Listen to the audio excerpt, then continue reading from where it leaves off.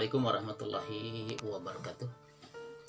Alhamdulillah, wassalatu wassalamu ala rasulillah wa ala alihi wa sahbihi wa mawalah. Asyhadu an la ilaha illallah wa asyhadu anna Muhammadan abduhu wa rasuluhu la nabiyya ba'dah. La haula wa la quwata illa billah. Pemirsa dimanapun Anda berada, pada kesempatan kali ini saya ingin melanjutkan pembahasan tentang mahrum mu'abbad ya, dengan sebab yang ketiga yaitu musyaharah atau perkawinan.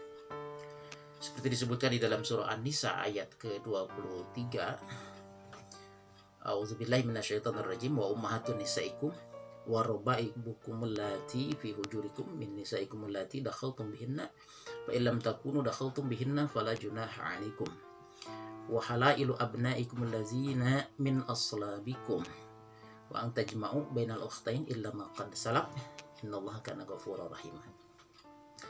Shadaqallahul azim. Itu ayat yang menyebutkan 3 mahram mu'abbad ya, sebab pernikahan. Jadi ada ummahatun nisaikum, ada waraba'ibukum allati fi hujurikum min nisaikum allati dakhaltum bihinna, dan yang ketiga wahalailu abnaikum allazina min aslabikum.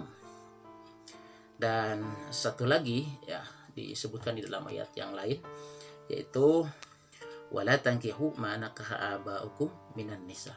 Jadi secara keseluruhan mahrum karena sebab pernikahan atau musyaharah itu ada 4. Yang pertama ummahatun nisaikum, atau di dalam matan kitab ini disebutkan ummuz zaujah ya.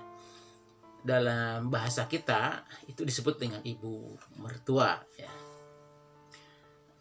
Ibu istri kita itu ibu mertua ya. Namun di sini ditambahkan wa in alat ya. Kembali lagi istilah wa in alat ini mengacu kepada ibu si ibu mertua tadi, atau kita bisa menyebutnya dengan nenek mertua ya. Dan itu sampai ke atas ya, ibunya lagi gitu ya. Jadi tidak saja mertuanya ya, ibu mertua kita saja, tetapi nenek mertua pun juga menjadi mahram ya, menjadi mahram mu'abbad karena sebab perkawinan. Pertanyaannya adalah kapan ya ibu seorang perempuan yang kita nikahi itu menjadi mahram ya, atau kapan mertua itu menjadi mahram ya. Di sini dijelaskan bahwa mertua menjadi mahram itu sejak akad berlangsung ya. Begitu akad dinyatakan sah atau akad pernikahan dinyatakan sah, maka ibu mertua itu sudah langsung otomatis begitu ya menjadi mahram kita. Disebutkan di sini fal aqdu alal banat yuharrimul ummahat ya. Di sini ditegaskan bahwa ketika selesai akad kita dengan seorang perempuan, maka kita langsung menjadi mahram dengan ibunya ya.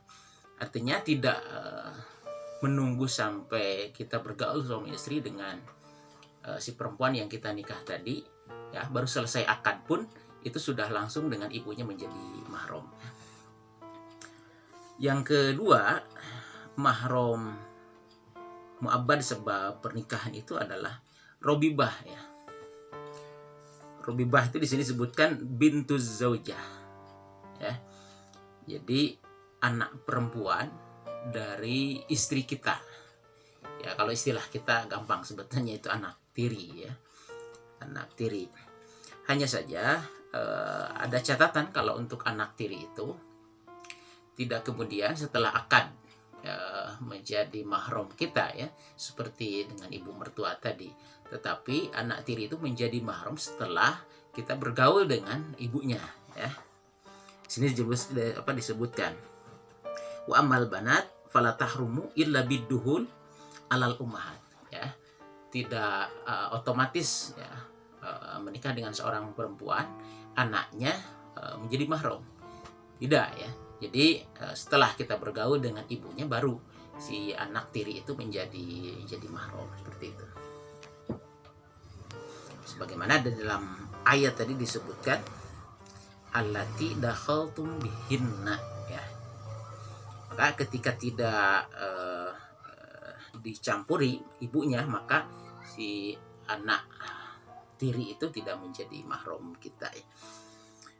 Berikutnya yang ketiga ya, mahram mu'abbad karena sebab pernikahan itu adalah zaujatul ab,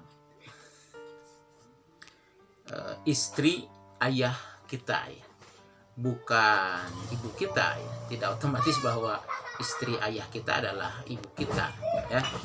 Itu bisa saja kan dari istri yang lain seperti itu. Sehingga di sini disebutnya zaujatul ab ya. Zaujatul ab itu adalah kalau kita istilahkan dengan istilah kita ya ibu tiri ya. Ibu tiri.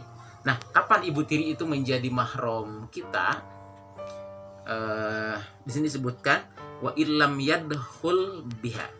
Meskipun orang tua kita itu menikah dengan ibu tiri kita itu belum pernah bergaul, baru sampai akad pun maka sudah otomatis menjadi mahram dengan kita ya. Jadi tidak menunggu seperti dengan anak tiri tadi. Kalau anak tiri setelah bergaul dengan ibunya baru anak tiri menjadi mahram.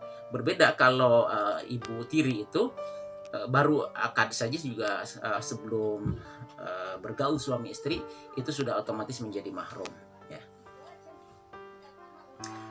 Liitlaqi qaulihi ta'ala, karena kemutlakan firman Allah yang menyebutkan wala tankihu ma nakaha abaukum minan nisa illa ma qad salaf ya. Wallahu a'lam, maknanya janganlah kalian menikahi perempuan yang sudah dinikahi oleh orang tua kalian. Seperti itulah illa ma qad salaf ya, kecuali pada zaman jahiliyah. Di sini disebutkan kalau zaman jahiliyah itu begitu ayahnya meninggal maka pernikahan itu diteruskan oleh si anak laki-laki yang paling besar dari si ayah tersebut, seperti itu ya. Dan yang keempat, mahram mu'abbad itu adalah zaujatul ibn.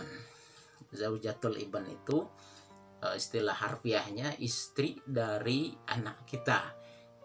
Sederhananya itu ya menantu gitu ya. Wa illam yadkhul biha, meskipun belum pernah bergaul. Jadi anak kita walaupun belum bergaul ya, maka baru akad saja sudah langsung menjadi mahram kita ya. Nah, itu empat mahram mu'abbad ya yang disebabkan oleh pernikahan. Jadi ada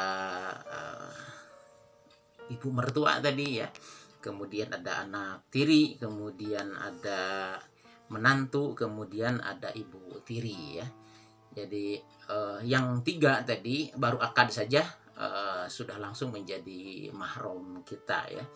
Dan yang satu itu menunggu setelah terjadi pergaulan suami istri, yaitu anak tiri baru menjadi mahram setelah dengan ibunya bergaul. Nah, seperti itu ya.